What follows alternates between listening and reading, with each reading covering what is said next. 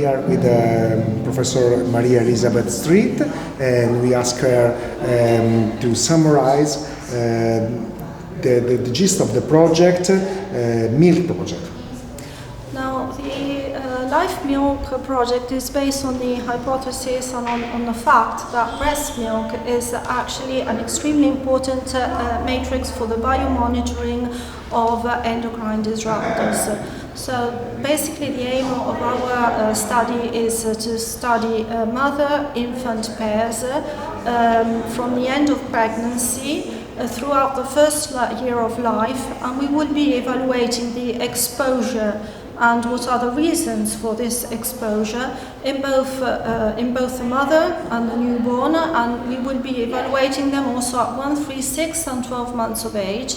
And throughout this entire period we will also be evaluating the neurodevelopment of the child, their growth trajectory, pubertal stages, anal genital distance and the distribution of adiposity. Now we will be able to have a risk model which will give us the opportunity to have an intervention phase. We will be able to have a prevention campaign for future mothers, and we will evaluate at the end of the project if this campaign has been actually effective.